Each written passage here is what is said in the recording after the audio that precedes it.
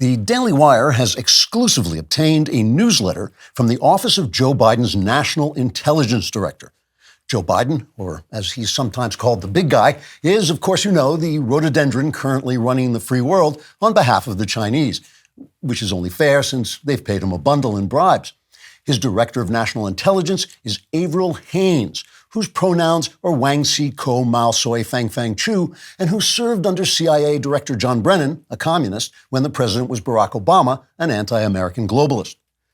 But not to worry, during her confirmation hearing, DNI Fang Fang reassured Congress there were only some areas where she wanted to cooperate with the Chinese, like in collecting the big guy's money and depositing it in one of his 20 shell companies. So he has plausible deniability while he's handing our border to Mexican cartels who kill Americans with fentanyl, then launder their profits with the Chinese mafia inside the U.S. What was I talking about? Oh, yeah. According to the Daily Wire's crack investigative reporter, Spencer Crack, DNI Fang Fang's office puts out a newsletter called The Dive, D-I-V-E, which guides the FBI, CIA, and NSA on matters of diversity, equity, and inclusion, DEI, so that our intelligence officers can better keep America free for the untraceable banking of Chinese bribes. According to DNI Fang Fang's newsletter, when American intelligence officers are reporting on terrorist threats, they should stop describing, I'm not making this up, they should stop describing the terrorists with phrases that may be hurtful to Muslim Americans. Now, the Daily Wire's crack reporter Crack has also obtained secret files that describe a real-life incident in which DNI's DEI, DIVE helped CIA, FBI, and NSA perform their duties. Recently, one of our top CIA agents, Wang Fuqi, received a warning that a young Iranian man was about to blow himself up on Wall Street while shouting Allahu Akbar, thereby potentially damaging our banking system and preventing President Big Guy from collecting his money from China and secreting it in one of his 20 shell companies. Though it was the dead of night, Agent Wang quickly called DNI Fang Fang, where she was sleeping at Congressman Eric Swalwell's house, to report that the big guy's cash was facing a jihadist threat. DNI Fang Fang immediately dropped her riding crop, leapt out of bed, and instructed Agent Wang that he should refile his report after first removing the word jihadist, which might offend some Muslim Americans. Dutifully starting over, Agent Wang then said, quote, "A young man from a foreign nation that intends to destroy the world in order to hasten the arrival of the 12th imam, or sorry, I should just say the 12th non-denominational clergyman named Muhammad Al-Mahdi, or maybe just Bob Al-Mahdi. Or let's just call him Pastor Bob." Unfortunately, at this point, Agent Wang's report was interrupted by a shout of Allahu Akbar, followed by a tremendous explosion. In another helpful edition of the DNI's DEI, DIVE to FBI, CIA, and NSA, the newsletter tells the touching story of an American intelligence officer who says, quote, and as God is my witness, this is a real quote from the DNI newsletter, "I am an intelligence officer, and I am a man who likes to wear women's clothes sometimes. My gender identity and expression make me a better intelligence officer," unquote. The officer goes on to explain that cross-dressing not only makes his intelligence work more incisive, but also more becoming in a pink chiffon mini sundress with a naughty but nice sweetheart neckline that's simply perfect for reporting on young foreign-born males who want to hasten the coming of the 12th non-denominational clergyman, Pastor Bob. But at this point, the article is interrupted by a shout of Allahu Akbar, followed by a tremendous explosion. So, as you can see, we can all rest easy at night knowing that Congressman Swalwell's mistress, DNI Fang Fang, has a cross-dressing communist CIA agent keeping watch to make sure no one uses offensive language while President Big Guy is being paid by China with the money they make laundering the profits Mexican gangsters collect for killing Americans. All that said, now I'll begin my satire. Trigger warning, I'm Andrew Klavan, and this is The Andrew Klavan Show.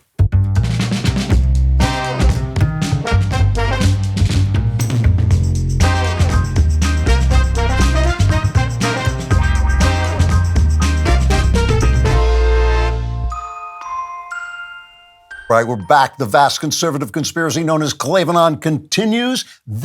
Right this moment, would be an excellent time to subscribe to the Andrew Klavan YouTube channel, my personal YouTube channel, where you will get exclusive content directly from me. I will drive by your house. I will throw it at you, probably knock over your kid, and just drive off into the distance before anybody knows it's coming from me. We've got everything up there, including the interviews we do that come out every Wednesday. Those are available there on DailyWire Plus and on the audio feed. Last week, we had Abigail Schreier, who I love. She was talking about her new book, Bad Therapy. And this coming week, we have an interview. It's already been taped, and I think it's one of the best interviews I've ever done. It's with investigative reporter Michael Schellenberger. Possibly it's a great interview because I don't talk in it very much, but it really is good. Also, if you leave a comment on YouTube and it violates all the laws of God and man and just drags this show down into the gutter where it belongs, we'll read it because that's where we belong. Today's comment comes from Survivor Dave. He says, guys, an alien killed Klavan and is wearing his skin. He claimed Klavan slept. We know that would never happen. I know, amazing, right? It was shocking, and I've had too much energy all week. All right, let's get to today's episode. Don't worry, be miserable. So I had an amazing week, a wonderful week, but kind of hilarious. So many good things happened. I began to feel it was kind of supernatural. I was half afraid I was going to be hit by a truck or something just for God's irony. I finished this book that I've been working on for years. And I'm really, really excited about it. It's kind of in the genre of truth and beauty. It's a nonfiction book about reading and literature and movies and what we can learn from secular work about God. And I'm really excited about that. I thought the last 25 pages may have been the best thing I have ever written in my entire life. I signed a contract for a short story that's very important to me with one of the only really great remaining magazine for crime short stories. I have an amazing project that popped up. I can't tell you about this project, but I know some of you are going to love this project, but it popped out of nowhere and just started rolling, got an offer on it right away. This morning, I'm in the hotel, finished just polishing up the show, and one of my stories was announced that it was going to be anthologized. It was great. And also, and I don't want to make this about Candace, but I wish her well. I like her personally, but I wish her well. But personally, I'm really thrilled that the Daily Wire has righted itself and is going in the direction I think it should be. And there were other personal moments of joy. It was just this great thing. And now, every now and again, just for hilarity, every now and again, I don't go on social media all that much, but I do go on when I want to post something I've read or written that I think people will like or just comment on something. And every time I would go on, it would sound kind of like this.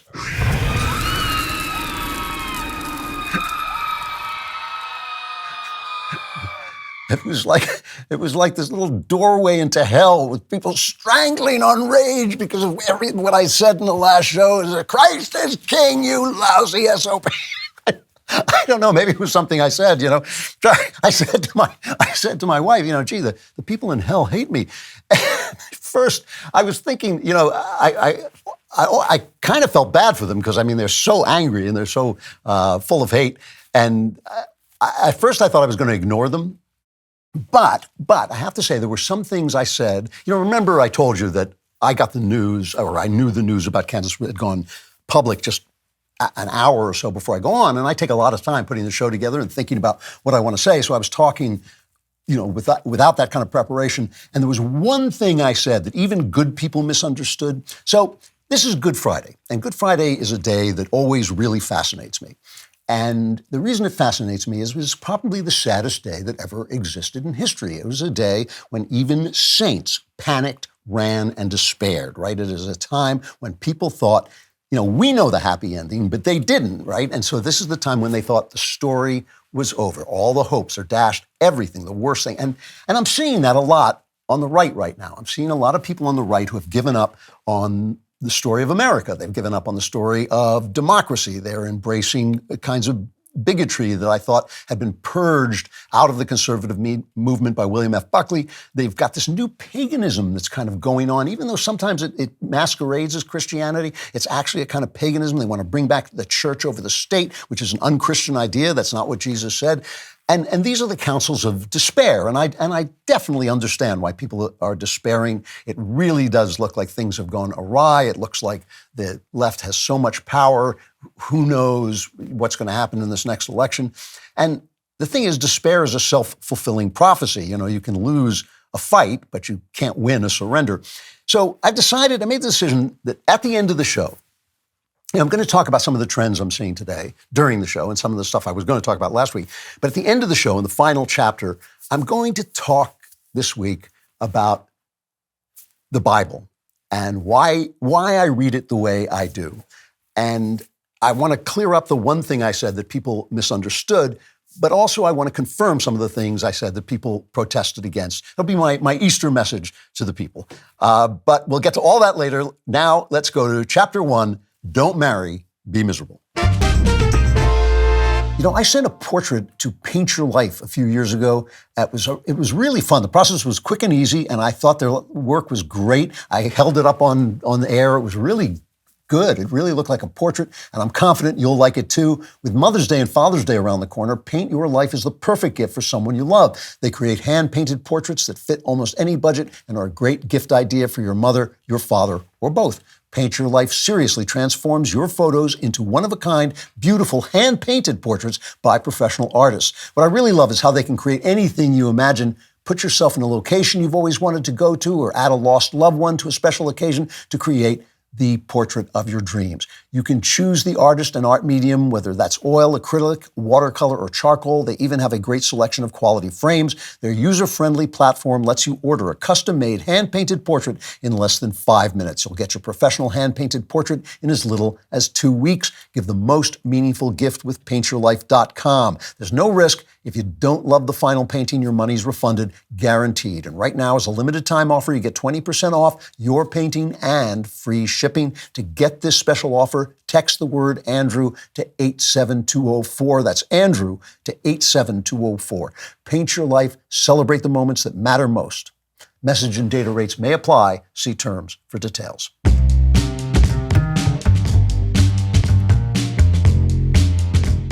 So here's a small, but I think symbolic story out of Florence, Italy this week, which you probably didn't hear about, but it made me laugh. And it kind of made me laugh, but it also symbolized something that I think is going on that's not that funny. The lady who runs one of Florence's major cultural institutions, the Academy Gallery, a German woman who runs, it's called the Gallery dell'Accademia, has been fighting and winning court cases to keep people from profiting off reproductions of Michelangelo's David, you know, the famous statue of David with a slingshot over his shoulder, a nude, gigantic statue, absolutely beautiful, one of his great works, one of the great works of art in Western history, in any history. But people take pictures of his penis and they put them on T-shirts and postcards, and this lady feels that these are degrading to the statue, to this great work of art. And in Italy, there are laws that allow you to protect works of art. And she's been suing people and she's been winning. And there's a lot of angles to this story. The lady who runs the gallery, like I said, she's German. And so even the right-wing government headed by Meloni, they've kind of think that they should get rid of foreigners in their institutions. And there's a Florida angle because there was a small classical school in Florida that had a kerfuffle when parents complained about a teacher teaching the David because of the nudity. But the symbolic thing to me is the statue of David, although this was not its original purpose, it very quickly came to be seen as a symbol of the Florentine Republic, right? One of the earliest republics in history, and the heroic defense, the defiance of that republic against these powerful popes and princes who wanted to take it over and turn it into a tyranny. And so here he was with his slingshot, the little guy ready to defend the city and the republic against the Goliaths that were trying to come down, the tyranny and theocracy. And his nudity has always been an issue. Queen Victoria had a replica of it, I think in the Victoria and Albert Museum. She put a fig leaf on it. But it just struck me as funny that what was once a symbol of freedom, a noble, classical-looking symbol of freedom that classicized the Bible, is now all about the schlong. It's all about his penis, which to me is what America looks like exactly, right? Our founders gave us a system for limiting power so we could have our own ideas and build families and associate with who we want to and worship God as we want to. And all we care about is schlong. All we care about is that we can bang whoever we want without any moral reference, without any consequence, or as Barack Obama said, without being punished by a baby. And that's all anybody talks about or cares about. That's all the law and all the Democrats, the left is selling us all the time, is you've got to be able to cut your pieces off and turn yourself and dress in a woman's outfit, and then everything will be so much happier. Instead of, you should be reading your tradition and arguing your point of view with all the force you have, and nobody should be allowed to stop you. So the Supreme Court, just really interesting. The Supreme Court heard this case, FDA versus Alliance for Hippocratic Medicine, where doctors who oppose abortion were challenging the FDA's loosening of the rules that allow you to get the abortion pill. What's it called? I can never remember what it's called. But anyway, you know what it is, the abortion pill. And the FDA allowed nurse practitioners, mifepristone.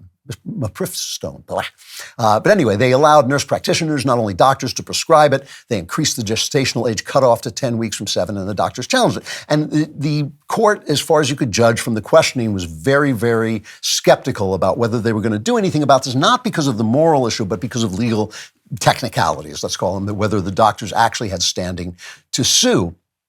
And so people are fighting very hard for this. And I saw recently at the State of the Union address, people were all dressed up in white. The Democrats were all dressed up in white to defend abortion. They stood and applauded abortion whenever it came up. And I found it kind of depressing. I said to Ann Coulter when she was here for an interview, I said, John Adams said that our Constitution is only for a moral and religious people. And that doesn't, to me, look like what a moral, religious people look like. And maybe we're not the people who can be governed by the Constitution anymore. Media Matters published that, and they said, look what he's saying. I thought, where's the lie? Yeah, that's exactly what I'm saying. What got me about this is I'm watching this attempt to make sure that people can take a pill that will wipe out the baby that's inside them, that 2 years after almost 2 years since the Supreme Court overturned Roe v. Wade, a very moving moment that I really hoped would be a change in the culture. A record number, according to a new Fox News poll, a record number of voters think abortion should be legal, with 2/3 favoring nationwide law guaranteeing access. Support for legalization is up mostly by double digits across the board since April 2022, 2 months before Roe was overturned, which means that before Roe was overturned, we were winning the cultural fight because people were beginning to see what abortion was. They were beginning to see what we were doing. They were beginning to see what this country had turned into. But since then, we have gotten, the dog that caught the car, we have gotten very morally pure. We're demanding that all our politicians, have a complete ban and a federal ban and things that people just don't want. And as we do our usual conservative, I'm angry routine, and everybody's got to be pure routine, and never mind the politics, we've got to just force people to do it. The left is doing what they do so well, which is changing the culture, getting into the culture. Remember Abraham Lincoln, in one of his debates with Stephen Douglas, he's sometimes accused of being a hypocrite because he didn't want to abolish slavery. He just wanted to prevent it from spreading. He wanted to abolish it, but he knew he couldn't. And he said, public sentiment is everything. With public sentiment, nothing can fail. Without it, nothing can succeed. He who molds public sentiment goes deeper than he who enacts statutes or pronounces decisions. He makes statutes and decisions possible or impossible to be executed, which is why I got into talking to conservative people, because I realized they had lost the culture where the ideas are shaped. So Stephen Breyer, remember the former left-wing Supreme Court justice, has been making the rounds selling his new book, which is basically there to attack the present court and to defend abortion. Just listen to this little cut of Wolf Blitzer on CNN interviewing former Supreme Court Justice Stephen Breyer. Among other things, you've said that on its current path right now, the Supreme Court is producing, and these are your words, a constitution that no one wants. What are the implications of that for the country? Well, that's not a good implication for the country. And where I say that frequently was Nino Scalia and I used to discuss in public the differences in our approach to the Constitution. I remember. And statutes too. And he would say, I have too complicated a system. Only you, Stephen, can do it. And then I'd say to him, but if we follow you, Nino, we'll have a constitution that no one would want. A constitution that no one would want. And I've heard some of these debates between Scalia and Breyer. And what Scalia was saying is, how can we, what he believes in is pragmatism, Breyer. He says, we have to take into account the fact that society changes, opinions change, public sentiment changes. And Scalia would say, read the document. What did they mean? That's the law. If Congress wants to change the law, let them change the law. It's not our job to legislate. And he would say, you can't just make up the law. And Breyer says, you will get a constitution that no one wants. See, what the founders thought was that the Constitution would shape the ideas of the people because these would be the laws under which you lived, and those laws would protect your freedom. But people don't want freedom. The Bible tells us this. Remember, Moses does miracle after miracle to free the Hebrews from slavery in Egypt, and the minute they get hungry, they say, where's our food? When we were slaves, we had food. Why don't we have food? People want to be taken care of. They do not want freedom. And so the left is playing always through their Hollywood media, through their news media, through their academies where they educate our children, whom we pay them to educate. Through everything they say, everything they do, they're moving to change what people want so they will become slaves. Here's an article from Alyssa Finley in the Wall Street Journal. The U.S. has a pregnancy crisis, according to liberal medical experts and the press. They're referring to America's supposedly soaring maternal mortality, not its declining fertility. The U.S. stands out, quote, this is from the American Medical Association. The U.S. stands out among high-income nations for its alarming incidence of maternal deaths despite substantial health care spending. Evidence and experience show us conclusively that the risk of death during or after childbirth is approximately 14 times greater than the risk of death from abortion-related complications, the AMA says. The only thing that's unfortunate about this, the Center for Disease Control and Prevention's National Vital Statistics System reports that maternal mortality rates in the U.S. have roughly tripled since 2001, and this is nearly 3 times as high as rates in other developed countries. Only one problem, it's not true. There's a checkbox that they added that adds to death certificates in 2023 to identify women who had died while pregnant or between 42 days and a year of when their pregnancy ended.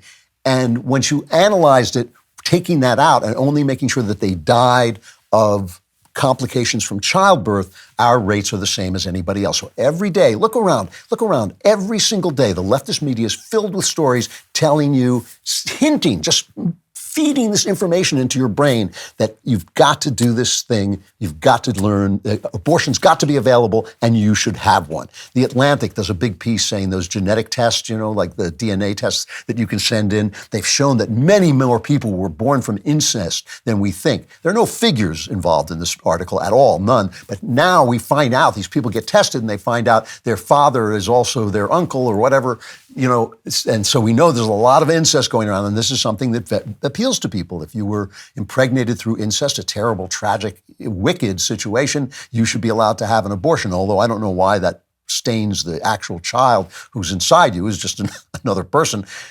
But the New York Times does a story about a horrible genetic defect, and it's really clever. It tells the story from the point of view of a mother who said, I'm not going to let my baby die, even though the baby's going to be suffering. And then talks about the suffering of the baby and the trials of the mother. And the mother finally says, I thought nobody should have an abortion after this, but now I see this is not for everybody, right? And then the New York Times says thousands of women each year become pregnant with fetuses that have this terrible genetic defect, and the number of babies born with trisomy 18 may rise because of the Supreme Court's decision in 2022. I always love when they use the future tense. It may rise, says someone at the New York Times.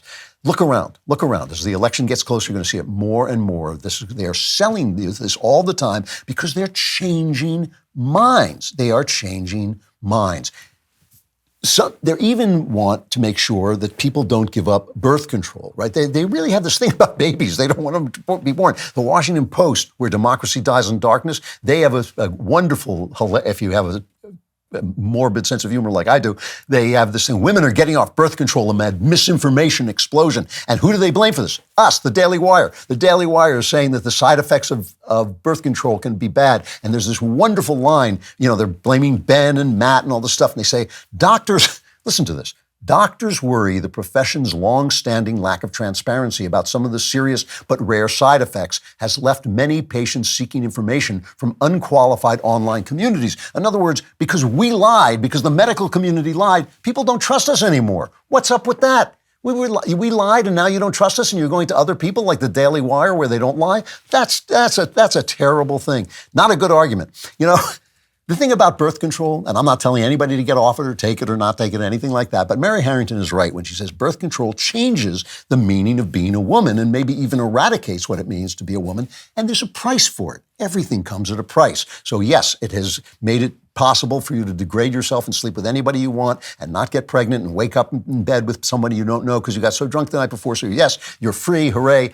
But it means the meaning of being a woman has become completely amorphous. Nobody knows what it is. My son, Spencer Klavan, no relation, has a wonderful essay on chivalry up at Fairer Disputations. I love Fairer Disputations. It's where all these brilliant women who I'm the first person to have noticed them, the brilliant women who finally figured out that feminism was a bad deal, but they can't quite bring themselves to say it, so they call themselves, I don't know, reactionary feminists or something like this. But Spencer quotes a woman writer who says, I think it would be such a funny way for feminism to end, her name is Genevieve Davis, funny way for feminism to end, if someday we get artificial wombs and parents get to choose the body of their child and they all choose male, and females can be, at long last, wiped from the face of the earth. Because when you take away the meaning of a woman as mother, as homemaker, as nurturer, when you take away the meaning of that, then our troublemaking friend Pearl Davis, you know, we love her as a troublemaker, who says men are better at everything. Well, men are better at everything that men are better at. But women are better at being women, and they are value added to society in a big, big way. So now what we have is a situation where we are free and we're miserable. We are free to be sexually promiscuous, but we have to kill babies. And killing babies makes people miserable. Sometimes they don't know it because they're told to shout their abortion. Why do you think they're shouting? Doing the wrong thing makes people miserable over time. That's why we have a God who forgives us, because if you go to him and repent, say, I did a bad thing, he will forgive you. He will lighten that load. But if you're afraid to face your shame, if you're afraid to face your guilt, you're going to be carrying around this moral disaster of sexual freedom. You know, this is the other thing. We did a bonus video where I watched this stupid show on Peacock, which is NBC. This is the NBC, of course, is the company that hid the Harvey Weinstein scandal because they didn't want to offend Harvey because they had connections with Universal Studios in Hollywood. And now they're running a show on Peacock called Thruples. And it's one of those, you know, theoretically true things where they bring couples together and introduce a third person. And it was pitiful. It was pitiful. They're selling this stuff because what they're trying to do, Ross Douthat writes about this in the New York Times, he says they've got a quest for a new vision of sexual morality. They don't want to give up the degrading sexual freedom. They don't want to give up the degrading sexual freedom. But because of Me Too, they realize women got burned, right? The left always does this. They screw things up, and then they can't just say, we made a mistake, let's go back. Oh, you know, defunding the police, not a good idea, hire back the police. They can't do it, so they have a new solution that's going to solve everything. And now we're going to have thruples, and that's going to change everything. Let me show you a chart. This is a chart, another article in The Atlantic, I have to say. This is number 3, the American Happiness Rating. If you're not watching, you're just listening, right around 2000, it plummets, but it starts plummeting right around 1970, increasing unhappiness. This is from an Atlantic article from last year by a woman named Olga Kazan, and she's quoting a study by Sam Peltzman. And here's what she says, all right? He's an emeritus economics professor at the University of Chicago. And you're just watching this thing. It's just a descending wave of happiness down to 2020, where it's really getting low. And as you know, we fell off the list of the top 20 happiest countries this year on the happiness index, okay? After slicing the demographic data every which way, income, education level, race, location, age, and gender, Peltzman found that this happiness dip is mainly attributable to one thing. Guess what it is? Married people are happier, and Americans aren't getting married as much. In 1980, 6% of 40-year-olds had never been married, but today it's 25%. That's amazing. The recent decline in the married share of adults can explain statistically most of the recent decline in overall happiness, Peltzman writes. Married people are much happier than the unmarried, according to this data. Looking at those same 100 people, 40 married people will say they're happy, 10 will say they're not happy, but single people are about evenly split between happy and not happy. So that's a difference of like 40%. It doesn't really matter if you are divorced or widowed or have never married. If you're not married, you're less likely to be happy. So we've made ourselves miserable. We've given, Cicero said the fruit of too much liberty is slavery. And once, David, the man who killed Goliath, the young man who killed Goliath, he stood with his slingshot to defend liberty, but it was a different kind of liberty, wasn't it? It was liberty of thought. It was liberty of belief. It was liberty to pick our own rulers, our own governors. Now we have liberty for one thing. Everybody's taking pictures of David's schlong because that's all we care about, and it makes you miserable. Sex is a wonderful thing. I'm a big fan. I think married people should have a lot of it. But clearly, when you make that the only freedom that you have, the fruit of that liberty is slavery, and the fruit of slavery is misery. So you'll be glad to know I'm back to not sleeping, but I can fall asleep by using Beam Dream. Beam Dream contains a powerful all-natural blend of reishi, L-theanine, apigenin, and melatonin to keep you fall asleep, stay asleep, and wake up refreshed. They always have the list of these complicated things, and I looked them all up before I agreed to do the advertisement. They do work. I've used it. It does work. It tastes good, and it lets you just glide into sleep. It's not your run-of-the-mill sleep. It's a concoction carefully crafted to help you slip into sleep without the grogginess that often accompanies other sleep remedies. Sleep is the foundation of our mental and physical health. That's why I'm such a wreck. You must have a consistent nighttime routine to function at your best. And today, my listeners get a special discount on Beam's Dream Powder, their best-selling hot cocoa for sleep with no added sugar. It's now available in genuinely delicious flavors like cinnamon cocoa, chocolate, peanut butter, and mint chip. Better sleep has never tasted better. Just mix Beam Dream into hot water or milk, stir or froth, and enjoy before bedtime. If you find yourself battling the bedtime blues, give it a shot. You'll be glad you did. If you want to try Beam's best-selling Dream Powder, take advantage of 40% off for a limited time when you go to shopbeam.com/Klavan and use code Klavan at checkout. That's shopbeam.com/Klavan with my promo code Klavan for up to 40% off your order. You can drift off to sleep thinking, how do you spell Klavan? It's Klavan. K-L-A-V-A-N, there are no E's in Klavan.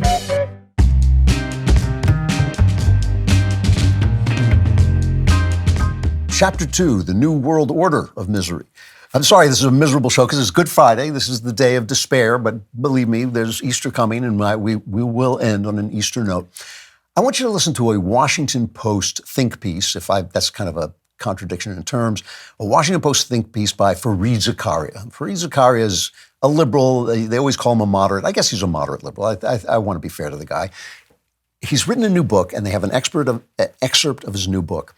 And it's shocking how blind the mainstream left has become to who they are. It is shocking because they're surrounded by people who agree with them, so nobody argues with them. Nobody says, this actually isn't making any sense. So what he's talking about, the subhead of this, or actually the headline is, How to Beat the Backlash That Threatens the Liberal Revolution. And he says, since the fall of the Berlin Wall in 1989, engineered by three major conservatives, Reagan, Thatcher, and the Pope, right? That's who engineered that. Wouldn't have happened without them. Since the fall of the Berlin Wall in 1989, the world saw the liberalization of markets, the democratization of politics, and the explosion of information technology. Each of these trends seemed to reinforce the other, creating a world that was overall more open, dynamic, and interconnected. But now there's been a backlash. A backlash is beating back against this freedom, free trade, the global world, all this wonderful stuff, the democratization of everything. What's to blame, right? Populism. Donald Trump, essentially. He says the democracies of the West all face a rising tide of illiberal populism that is skeptical of openness, globalization, trade, immigration, and diversity. I love the way they always say immigration. They don't say invasion or illegal immigration. It's always immigration, like we hate foreign people coming to America, which is hilarious since every single one of us is a foreign person who came to America. The result has been that across the world, we are living through a democratic recession, rising tariffs and trade barriers, growing hostility to immigration and immigrants. I love it. Ever-expanding limits on technology and information access, and even skepticism about liberal democracy itself. He says we all want to be free. Another untruth, right? I told you already, people do not want to be free. They want to be taken care of. You have to teach them to be free. You have to have laws that train their souls to be free. We want choice, autonomy, control of our lives, and yet we also know that when human beings embrace freedom, they can end up feeling profoundly ill at ease. Freedom and autonomy often come at the expense of authority and tradition. As the binding forces of religion and custom fade, the individual gains, but communities often lose. So the individual gains, but communities often lose. The result is that we might be richer and freer, but also lonelier. We search for something, somewhere to fill the infinite abyss. And now he says, when governments define what makes a meaningful life, directing people to serve God, the fatherland, or the communist cause, the results are usually disastrous. It puts in place what a free government does is it puts in place a set of procedures, elections, free speech courts to help secure liberty, fair play, and equality of opportunity. So a government that opens its borders to an invasion of unchecked immigrants, and so that cartels are camped on our border in camo, bringing in fentanyl that kills almost 100,000, somewhere between 70 and 100,000 people a year, and laundering that money through the Chinese mafia who have gotten in here somehow after bribing the Biden family. I don't know how that happened. That's not really protecting us. That is not protecting us. You know, yesterday, I think it was, in New York City, our President Rhododendron and Bill Clinton and Barack Obama were at a fundraiser with Lizzo and, Steve Colbert and all this stuff. President Trump was at a funeral for a police officer who was a father of a little baby who had been murdered by a guy who'd had something like 21 outstanding charges against him. That's what President Trump was doing, because they're not enforcing the law in New York. So people are not keeping us safe. A government that censors Hunter Biden's laptop, that covers up an influence peddling scheme that obviously put the Biden family on the payroll of the communist Chinese, that covers up health information so that Big Pharma can make a fortune off an untested vaccine, that covers up dissenting opinions and investigates Elon Musk simply because he lets conservatives speak. That's not a government that is actually not telling us what to believe. A court system that charges one side's most popular candidate with crimes that no one else on the other side is charged with. Trump won a big victory this week where an appeals court cut his bond on that stupid, he overvalued his properties case. They cut it from $454 million to $175 million. And you think wait a minute, you cut it by $275 million. You want to make a comment on why it was that high? Well, no, they don't want to make it because obviously it's dishonest. And now he has to go to trial for paying off to Stormy Daniels to keep her mouth shut. None of this stuff is happening to what Fareed Zakaria says. In fact, the government is introducing a new way of living alone, a way of living without reference to morality. In the Pacific Northwest, if you want to adopt a child, you have to support, quote, support a foster child's SOGI, which means his sexual orientation and gender identity expression. You have to support a child's SOGI by using their pronouns and chosen name and respecting the child's right to privacy concerning their SOGI, and connect a foster child with resources that supports and affirms their needs regarding race, religion, culture, and so they're not allowing us to choose our path to meaning. They're telling us their path, and it is a moral, materialist, disgusting, empty, vacuous path. People are not going to religious services anymore. 3 out of 10 people in the United States attend religious services. Why? And that's increased since what they call the pandemic, but is really the lockdown. We were told not to go. So to call this a backlash is dishonest. This is a takeover of the moral, ethical thinking and the freedom of thought and the freedom of expression that we had here, that we built this country for. Yes, we're individuals, but we want to be free to form associations in church, in families, in groups that we gather, even groups that the government doesn't agree with, without being investigated by the FBI. We want to be able to stand up for what our children are being taught without being investigated as terrorists for the FBI. We are individuals, but we don't live individually. We live in a society. We live together, or we die alone in misery, and that is what the government is trying to engineer, and they don't like the fact that sex is not enough to keep us from fighting back. You know, when I first started doing Genucell ads, I only half believed what they were saying, and then I tried their spot corrector, and it worked exactly the way they said they did. Whether you have 3 minutes in the morning or 30 minutes with Genucell, you can keep your face wrinkle-free. If you're not sure which product is for you, a great place to start is with Gen 90, the new instant wrinkle treatment from Genucell. Gen 90 instantly reduces wrinkles anywhere you use it, around the eyes, laugh lines, and even chin. It starts working in seconds. You'll never worry about your skin or your confidence again. Genucell's technology is luxurious, nourishing, and silky smooth. I mean, there's a reason why Genucell has 400 times the customer loyalty of other skincare brands, and it just gets better. Genucell's XV is a collagen builder moisturizer with vitamin C and hyaluronic acid in a pure natural base for stunning results day after day. Right now, both Gen 90 and XV are included in their best-selling package, on sale now. Make your fine lines and wrinkles disappear wherever they are before you even leave the house. Order right now at Genucell.com/Klavan and get a free spa box with 2 luxury skincare essentials and free shipping. Hurry before they sell out at Genucell.com/Klavan. And I know what you're thinking. You're thinking, how do you spell Klavan? It's Klavan. No E's in Klavan. I just make it look this easy. There are no E's in Klavan.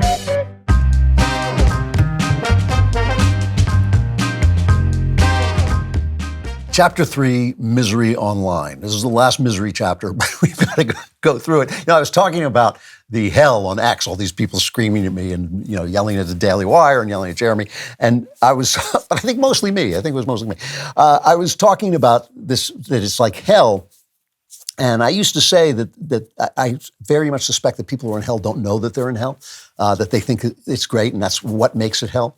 Because what's funny, what was sad about it, is they kept saying things like, obviously, look at these comments, the Daily Wire is finished, Jeremy's reputation is over, Klavan is down the drain. And I thought, no, that's in hell, but in reality, everything's fine, And I thought like that, Kierkegaard said that it's the nature of despair, that it doesn't know that it's despair. And I think that that is something that has happened to us since the invention of the smartphone and social media. Now, this may pass. I believe it may pass. We haven't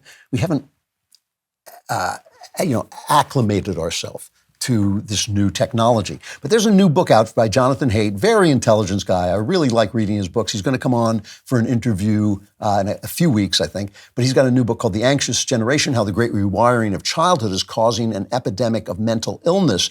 And he talks about the costs of, the smartphone. Like I said, everything, even good things, they come with a cost. And he says the cost of the smartphone is time, the huge amount of time that we spend on it. 40 hours a week for preteens. For teens aged 13 to 18, it's closer to 50 hours a week. And obviously, it's worse, of course, for poor people, for blacks, Latinos, for LGBTQ people. So they are more and more isolated. And children and adolescents, he says, need a lot of time to play with each other or just hang out face to face. We all remember this from being a kid. Your peer group becomes everything to you. That's how you move from your parents and your family group into society. And now they've lost that. And of course, they lost it even more during the lockdowns, during this let's call it the great screw up. That's what we should call it. The percentage of 12th graders who said that they got together with their friends almost every day dropped sharply after 2009. And on top of this, the smartphone has increased anxiety and cut down on outside time. And this has aided parents and authorities to add to their anxiety. I've noticed this just personally. I've been an outdoorsman all my life, and I love hiking. I love going into the woods. And I don't have a good sense of direction, so I'm a good trail finder. I have to be a good trail finder. I never used to have a phone, obviously, before there were iPhones, before there were cell phones. I just used to hike in the woods, and sometimes I'd lose myself, and I'd be there at night. I used to go fishing down in this reservoir at the bottom of a hill in the woods, and sometimes I'd get so involved in my fishing, I'd forget that the sun was going down. And finding your way in the woods at night is extraordinarily difficult, but I never worried about it. I found my way. I always found my way. Once they invented the cell phone, I noticed that, I'll hardly go to the bathroom without my cell phone, because what if I get locked in, Because now that you have it, you think, well, I'll take it with me. I'll make sure. It's just, maybe I'll get a flat tire. So I'm just going to the store, but I'll take it with me in case I get a flat tire. You go into the woods and you think, well, I better take my cell phone in case I get lost. I've fallen, I've taken falls in the woods and all this stuff, and now it increases your anxiety. So Haidt talks about this, and I don't know if this is a TED Talk. He's talking at the National Summit on Education. And he points out the way we now treat our children, looking at a picture of a playground of a school in Berkeley. It's cut 5. This is an elementary school in Berkeley, and you see kids on a playground, and there's a sign behind them. What does the sign say? Football rules. And it gives you rules for how to play football. Resolve disagreements with rock, paper, scissors. Here's the worst one of all. Football, and this is touch football, because it says only touch, no tackle. Touch football can only be played if an adult is supervising and refereeing the game. Because if not, children might learn skills of negotiation and conflict resolution that are necessary for democratic society. Okay, this system, this anxiety makes it harder for us to argue, to think, to go off on our own, to want to be on our own. He talks about what it creates as a cycle of incompetence, cut 6. What schools are doing when they do this nonsense is they are creating a cycle of incompetence, which goes like this. Adults now assume social and physical incompetence of children. They can't do anything. They'll get hurt if they try. So we ban risky play and conflict. We don't understand that they're anti-fragile. They need risk, they need setbacks, they need conflicts. So we ban things that would help them grow. Guess what? This causes kids to be socially and physically incompetent. What effect does that have? It validates our assumption that they are socially and physically incompetent. Now, I love Jonathan Haidt for feeling this only happens to children, but no, it's happened to us too, right? You assume people are incompetent, you don't let them do things, they become incompetent, you say, see, I told you, you were incompetent. That's the story of the shutdown, the pandemic shutdown, the great screw up that has destroyed our trust in all the people in charge who should leave. Every single one of them, anyone who is involved should lose his reputation, his office, his position, should be gone. They all should be gone. None of them is gone, which further increases the way we feel about them, that we're surrounded by incompetents who hate us. Now, I've played this. Here's a montage I must have played now 15 or 20 times. And I love it because it's so revelatory. This is a montage from our friends at Grabian of what the news media was saying after Donald Trump got COVID, came back, took off his mask, and said, do not let it dominate your life. Don't be afraid of it. Don't let it dominate your life. And this is the news media, what they said. It's just so horrible, so destructive to say I feel better than I have in 20 years. That he's saying this is so disrespectful. The president says it's no big deal. It's outrageous. It is insulting to the people who have lost loved ones. It is insulting to every American who wears a mask. It's disgraceful, Wolf. It's absurd. Don't tell your supporters, don't be afraid of COVID. Everyone should be afraid of COVID. It's okay to be afraid of COVID, and it's okay that it's dominating your life because it has dominated your life. If Jake Tapper doesn't do well at the Last Judgment, he's just going to be locked in a room with that clip playing over and over again for all of eternity.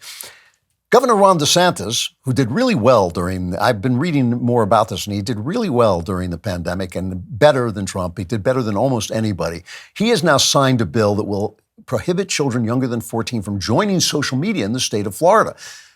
Those who are 14 or 15 will need a parent's consent before they join a platform. And he makes a really interesting point that the outdoors are now safer than the indoors. It's cut 7.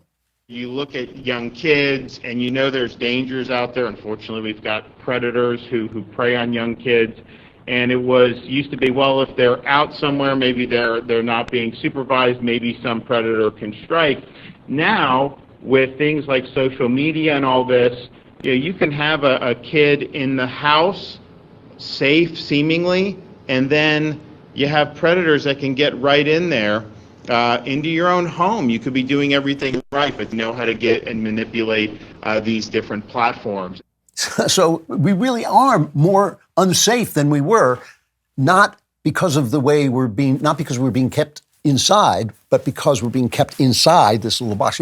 Studies have shown, and I think everybody knows this, that negative words spur clickbait. You get more clicks if you use negative words. So if you use words like harm, heartbroken, ugly, troubling, angry, you get more clicks. They teach this in journalism school. They teach you in journalism school how to get more clicks. And this also has a moral point, and this is something that a friend of mine said to me, but he doesn't like me to use his name. I just don't want to act as if it were my idea. He pointed out that suddenly everybody's using the term sex workers to mean whores, to mean prostitutes. Now, I'm very much against this. When they say sex work is work, that's what your pimp tells you. Sex work is degrading. Sex work is mental illness. It's the result of mental illness. Even in places like Nevada, and I researched this for one of my mystery stories for Damnation Street, even in places like Nevada where prostitution is legal, the prostitutes still have pimps who beat them up and steal their money. Because they have an illness, right? This is an illness to sell your body, to give your body to a man for money. That's not why, that's not why it was given to you. That's not why you should give it to someone else. So they teach this in journalism school, and it not only erodes our confidence, it erodes our morality, because they use sex workers because sex makes people click. That's why they use it. They don't use it because they think a prostitute is not mentally ill. They use it because sex makes people click. So they use the word sex worker. So let me sum up these 3 chapters before we get to our final one. We have a motivation, sexual pleasure without responsibility, to become self-degrading people and immoral killers of children and abusers of women. We have a motivation to become unchaste, to create unchaste women who are not suitable for marriage or self-respect, and who have done things that they now regret and can't repent of. Misery, recipe for misery. We have a government that is not fostering the ground in which free men and women gather in associations that bring joy, like marriage, family, and society, and parenthood, and instead is pushing an immoral rewrite of human meaning. The result is misery. And we have a device that has sucked us out of the real world with its joys and pains. The real world is full of tragedy and comedy and delight and love and beauty, and taken us into a world where negativity is rewarded and positivity is punished, and where you get the sense that your rage and your unhealthiness and your misery is the world instead of just this little place inside the world. And more than anything, of course, our religion is under siege. We are losing our faith. They're teaching us to lose our faith, just like they're teaching us to relish and elevate abortion. And that's where I want to end with a final chapter on faith. The Divided States of Biden with Benjamin Shapiro has its 2nd episode out, focused on how fentanyl has become America's silent epidemic. Many know what fentanyl is, but do you know that it's the #1 killer of adults ages 18 to 49, claiming an average of 295 lives per day?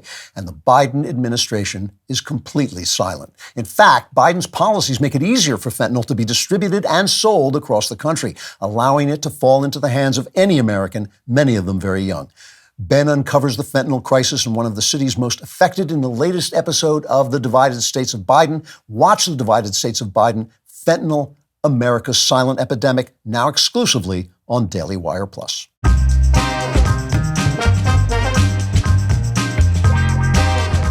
All right, final chapter, how can we be saved?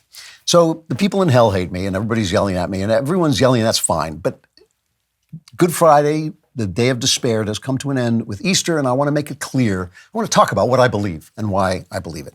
Now, the thing I was unclear about, and this is my fault, I came on, I could feel a little tingle in the back of my head when I said it, so I probably knew I was being unclear.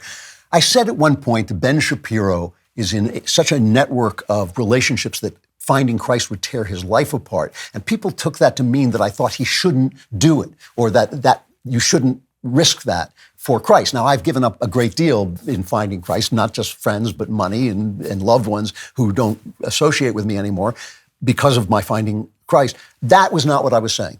And if I was unclear about that, my fault, because good people mistook me too. A lot of other people just distorting what I said. But what I meant was that was my personal observation, that Ben, in this network he's in of relationships, is doing great work.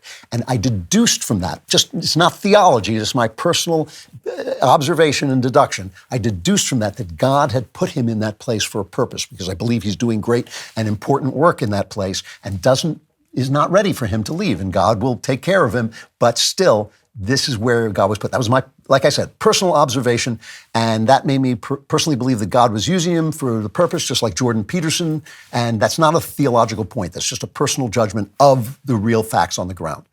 But I said something else that made people upset, and that is, and this I stand by absolutely.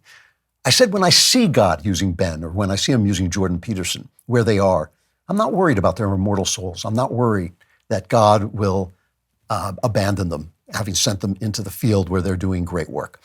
And I'm going to explain that I want to explain that in terms, I want to explain my theology. And people, I've told you often, I'm not a theologian, I'm just a believer. And some people say, well, you can't have a theology if you're not a theologian, you just have to read the catechism or go to the pastor.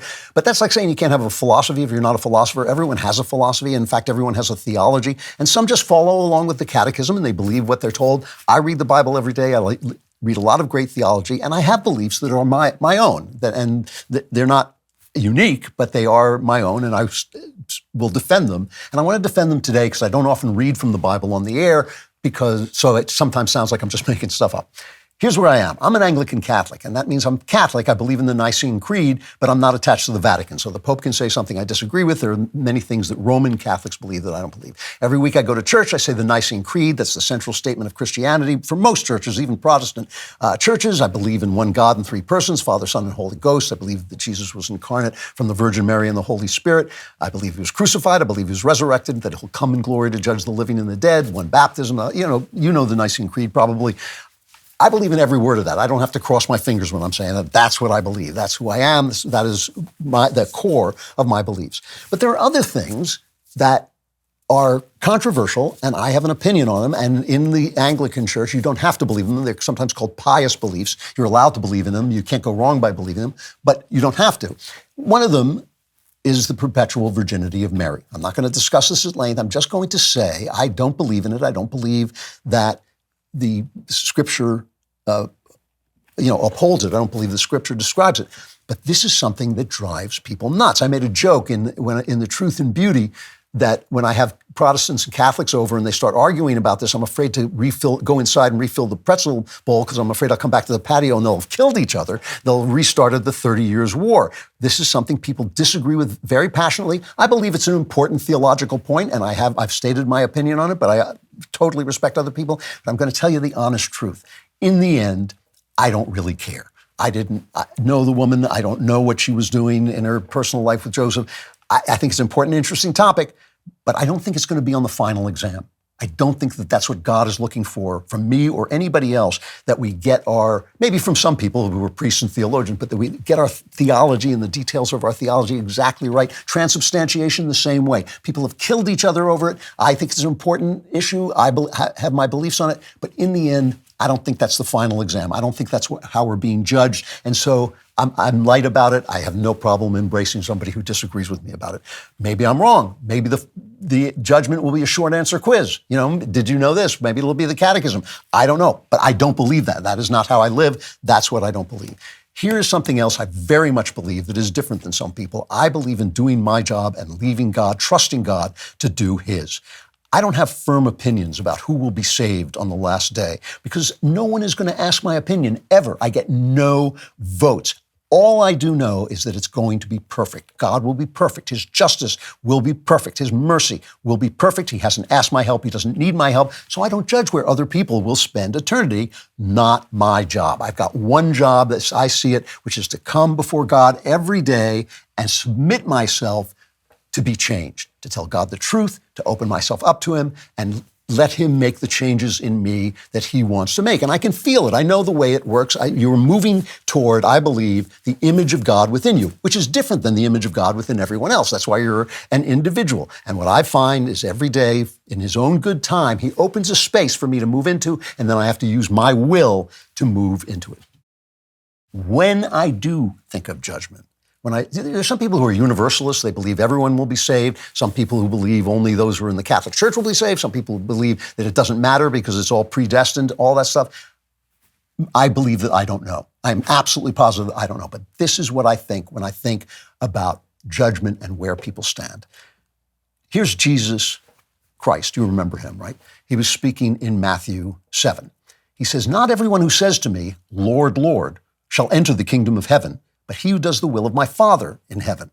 Many will say to me in that day, 'Lord, Lord, have we not prophesied in your name and cast out demons in your name and done many wonders in your name?' And then I will declare to them, 'I never knew you. Depart from me, you who practice lawlessness.'" I never knew you. You called me Lord. You said I was king. You said Christ is king. I never knew you. Doesn't matter. Even when you said it on X, I never knew you. Here's something else Jesus says in Matthew 25. "When the Son of Man comes in his glory and all the holy angels with him, Then he will sit on the throne of his glory. All the nations will be gathered before him, and he will separate them one from another as a shepherd divides his sheep from the goats, the sheep of his followers, the sheep of the people that he is going to accept into the kingdom. And he'll set the sheep on his right hand, the goats on his left, and the king will say to those on his right hand, "Come, you blessed of my Father, inherit the kingdom prepared for you from the foundation of the world. For I was hungry, and you gave me food. I was thirsty, and you gave me drink. I was a stranger, and you took me in. I was naked, and you clothed me. I was sick, and you visited me. I was in prison, and you came to me." And the righteous answered him. Listen to their answer. "Lord, when did we see you hungry and feed you, or thirsty and give you drink? When did we see you a stranger and take you in, or naked and clothe you? When did we see you sick or in prison and come to you?" And the king will answer and say to them, "I say to you, inasmuch as you did it to one of the least of these, my brethren, you did it to me." Right? So what does that mean? The righteous didn't even know what they were doing. They didn't know they were serving the king. They didn't know they were being good to him or doing what he wanted them to do. They weren't aware. They just did it. Now, this means something, right? It means that it was not about what they did. It was not about their good deeds. It was about who they were. Jesus says something to a Samaritan lady, I believe in the Gospel of John. The Samaritans were not of the same bloodline of the Jews, and they had become Jews later, and they didn't get the doctrines right. And he says to this Samaritan lady, he says, "You Samaritans worship what you do not know. We worship what we do know, for salvation is from the Jews," right? You don't know what you're worshiping. You're not getting it right. You don't worship it.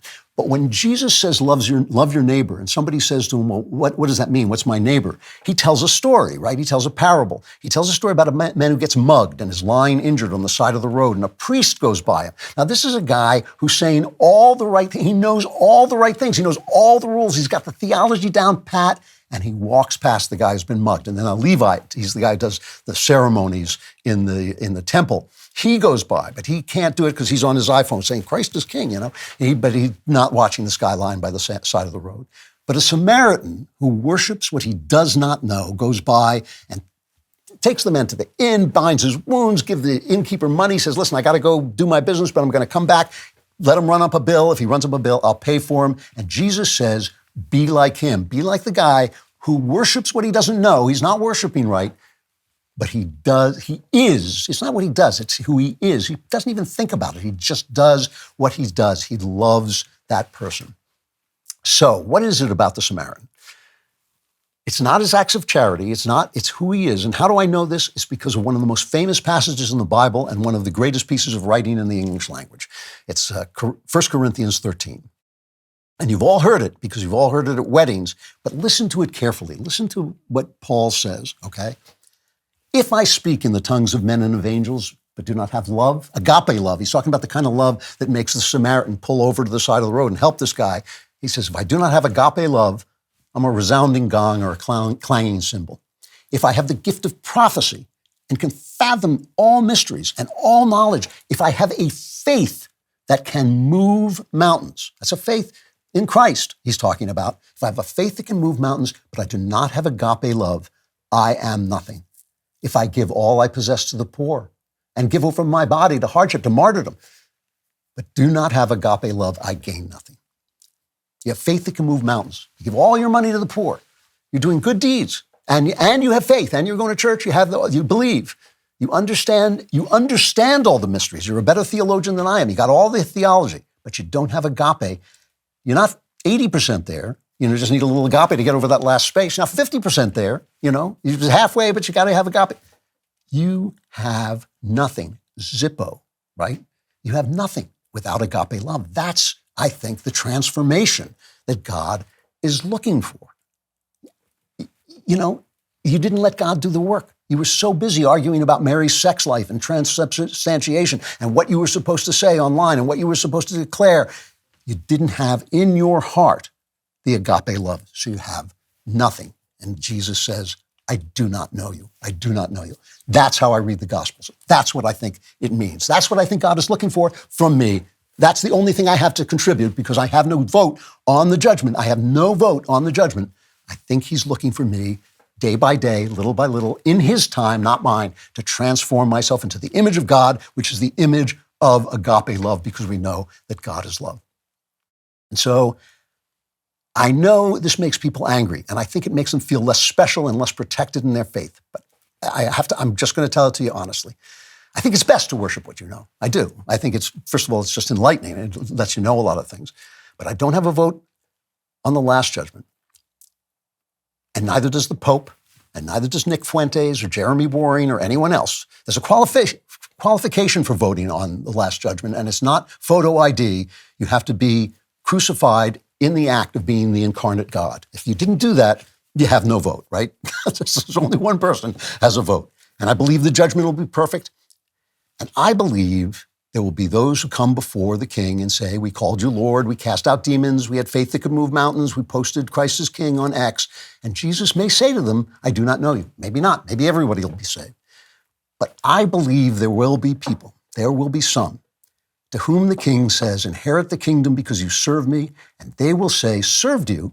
We didn't even know you. We don't know you. And the king will say, well, remember when you spoke up for the women who were raped to death on October 7th? Remember when you used your powerful voice on the DailyWire to stand up for babies who were killed and their parents who were killed in front of their children? Remember when you did that? That was me you were talking for. You were speaking up for me.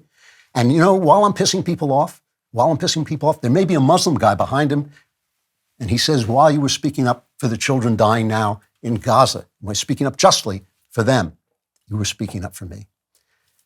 So I'm not going to judge because I'm not the judge. And I'm going to go on trying to reach the image of God within me and to see the image of God in the guy across from me, no matter what he is, because that's my job. That's my assignment. That's what I was told to do. So this is Good Friday. This is the day when even the saints despaired and panicked and ran away and abandoned God, because despair is a self-fulfilling prophecy. But on Easter, Mary Magdalene went to Christ's tomb and it was empty. And she began to weep because she thought maybe they'd stolen the body and she didn't know where it was.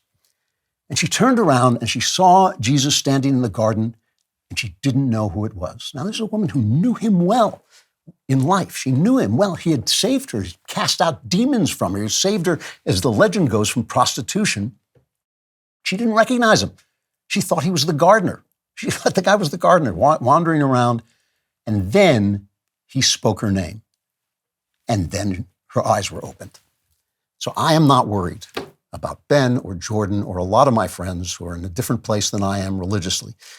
The righteous, in the end, may not look like what you think. The saints may be people you despise, like the Jews despise the Samaritans, and like many people who are Christians now, who call themselves Christians, despise the Jews. They might have met Jesus on the street and not known it was him, but gave him what they had to give him. They reached out to him, they gave him what he needed, they served the least of them. And there will come a time in his good time when he speaks their name and their eyes will be open and their knees will bow to the king. So to the people screaming at me on X, I can tell you this, I can guarantee, here's something I can guarantee you. That's just what I believe, but here's something I can guarantee you. I am not worth destroying your life with rage and hatred, which I can see you doing it. Not worth it. Let it go. Let it go, because you do not know. You do not know who you're going to meet on the last day, and you do not know who is going to inherit the kingdom. And it may not be people you like. So my advice to you, but also to all of you who are my friends and my listeners, whom I love, have a wonderful, wonderful Easter. Because whether you know his name or not, Christ has risen. He has risen indeed. I'm going to stop here. I don't have time for the Klavan clapbacks. I'm going to go into the member block. We'll talk a little politics, have a little fun before we're finished. But the rest of you can become a member today by going to dailywire.com/subscribe. Use code Klavan at checkout for 2 months free on all annual plans. This time you get away with you don't have Klavanlessness because you have Christ, and that's kind of better. All right. But I'll see you later. The rest of you come on over to member block.